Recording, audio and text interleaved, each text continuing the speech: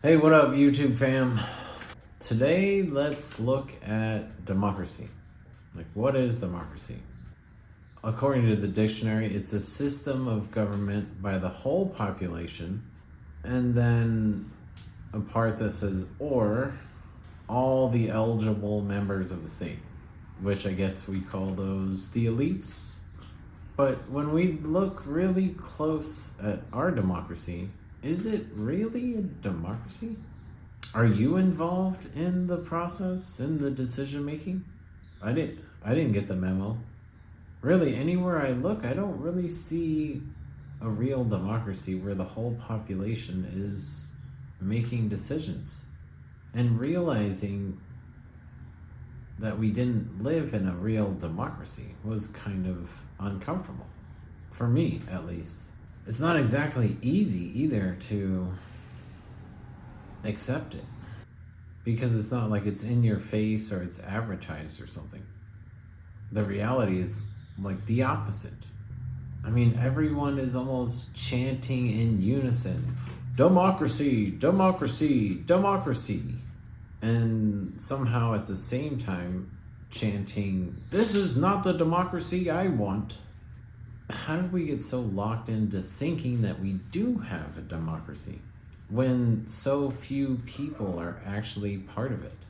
To me, it looks more like a softer form of tyranny, one that you could easily miss if you're expecting boots or flags or swastikas.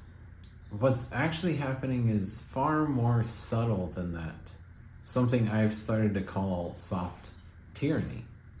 It's like a sort of psychological climate that doesn't require force. Instead of force, it shapes expectations.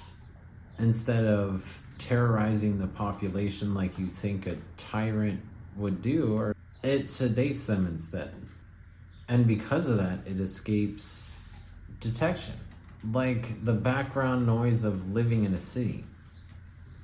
Something you don't really notice until you go into the forest or something and you stand there and realize, wow, this place is really quiet. In systems like ours, our sense of possibility became the target. Not rights or freedoms, but our imaginations. Over time, people stopped believing that alternatives were realistic, and the menu of political choices shrank over time. Not by some collective decision that we all made, but by habit. Eventually, the status quo stopped looking like one option among many, and it just became the entire landscape.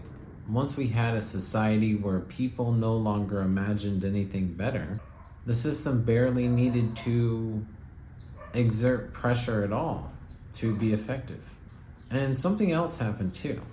A balance of comfort and stress began to alternate in a predictable rhythm. You can look back at our historical boom and bust cycles and see this pretty clear. Just over the past century, not to mention the rest of the history.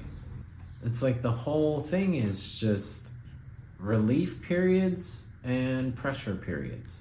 Entertainment on one side and economic anxiety on the other. Just enough pressure to starve off revolt and just enough struggle to keep people busy. Too busy or too tired to organize. I think of it like a seesaw, where one person pushes up, the other person goes down, and then vice versa, back and forth. No matter how fast each one goes or how slow one goes, the center of the seesaw remains static, doesn't move, because it's balanced.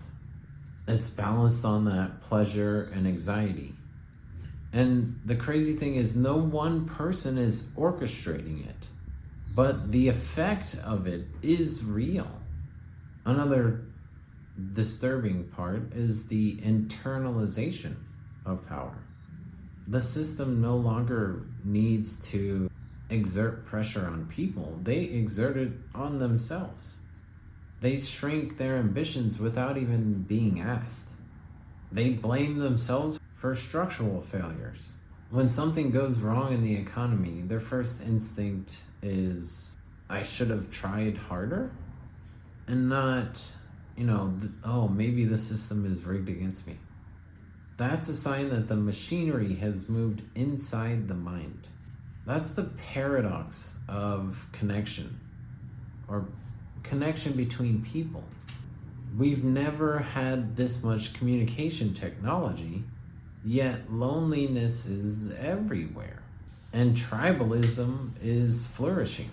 People have been convinced that their neighbors are their enemy, that their fellow citizens of the same country are their enemy.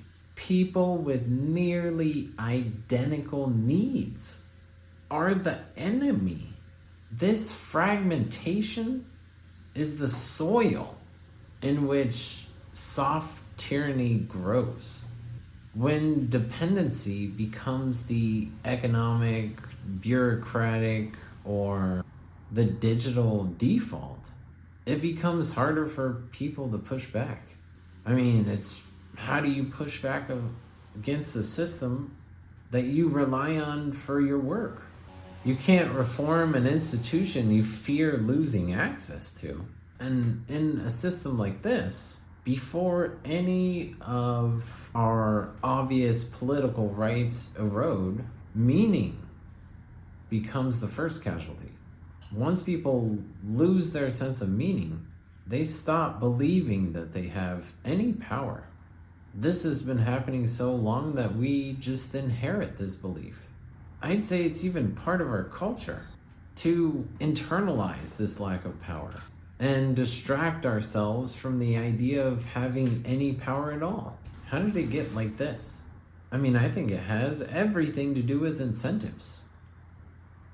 I don't point the finger at anyone, because when you look at the incentives built into our economy, it becomes obvious that most people are not involved in the institutional planning process. Institutes just optimize for their continuation. Nobody wants to lose their job, but the aggregate effects can look eerily similar to intentional control, but it's more like a current, like a subtle push, not a design. And the current is harder to combat than a single entity, like a king with absolute power. Now, is there a way to reverse the soft tyranny without destabilizing the system that we all depend on? One without fantasies of collapse or revolution? Because I've looked down these paths, and they all lead to somewhere far darker than where we are now. I think the real solution is a lot less dramatic, but a lot more demanding of all of us. And that is that we just rediscover our role as citizens. Like a modern explorer looking all over the house for his keys when they were in his pocket the whole time. And the first step is that we all need to personally dissolve this division in ourselves. Strip away all the fucking noise and realize that we all want the same basic shit. Safety, fairness, competence from these institutions. The same ones that claim to operate with safety and fairness in mind. I mean, soft tyranny relies on the belief that we have nothing in common. This is a demonstrably false idea that collapses inside you once you refuse to believe it. And solidarity is a practical result of generational oppression. It's not some romantic revolutionary effort like you see in the movies. Historically, unions, councils, and civics groups have been the most reliable tool against institutional stagnation. not mobs or factions or tribal groups or even giant protests. It's just ordinary people coming together to solve the problems that they all share. I mean, I know it may sound too simple, but if you scale it over time with a huge population sample, it could be remarkably stabilizing. I mean, it worked in the past. Why can't it work again? I mean, we need more of that unionization. At the height of unionization in the past, we ushered in the largest middle class in history. I mean, I think it's time to bring that idea back online. But instead, we 10x it with voter unions instead of just labor unions. That way, we're all participating in the process. Every group elects their own people for all the elected seats that are relevant to those people. It's like a quiet, deliberate way to reclaim governance. In a functioning democracy, the government isn't an adversary. It's an abstraction of collective will. And when the public disengages from that, these institutions replace collective will. But when the public starts to participate, institutions have to adapt. It's a feedback loop, not an emotional loop of detachment. And the path back isn't to dismantle the government. That's like a carpenter taking apart his hammer to set nails, when setting those nails depends on his ability to swing that hammer, not the hammer's ability to hammer in nails. Government is just a tool we need to grab a hold of together, to unite under competence, transparency, and fairness, to make it a system that represents the people it was built for, not the people who treat politicians like interns they pay under the table. One of the most straightforward ways to reduce inequality and the institutional distortions that flow from it is to simplify the entire tax structure. Instead of taxing work, productivity, or innovation, we need to focus on unearned wealth. Wealth that comes from owning things that you didn't create, like land or natural resources, or intellectual property. The kind of unearned wealth that gives passive gains, that come from simply owning the right assets at the right time. Exclusive rights to these things should be taxed, not the labor that someone contributes to them. You can debate whether that's ideal, but that's the kind of structural thinking a mature economy should be capable of. And that would only be the tip of the iceberg. At the end of the day, no system can operate very well if people believe that they're trapped inside of it.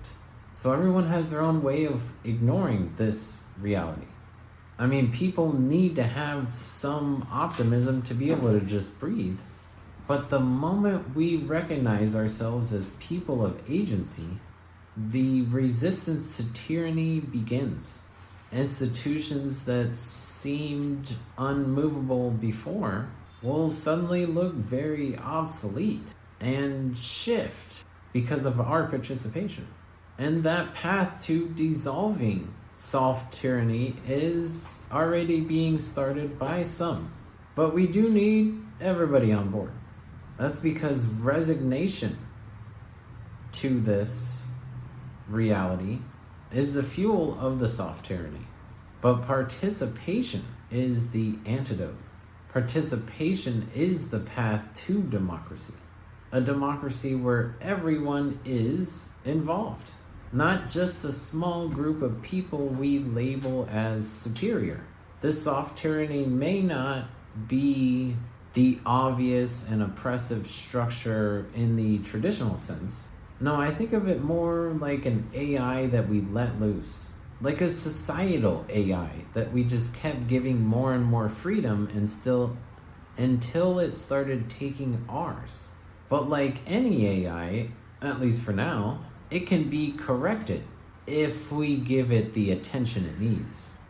Now, I know this soft tyranny that's disguised as a democratic system is entrenched and very complex, but it's also fragile because its power depends entirely on our disengagement. But when more of us stop ignoring it and more of us start cooperating again, step by step, we replumb that system.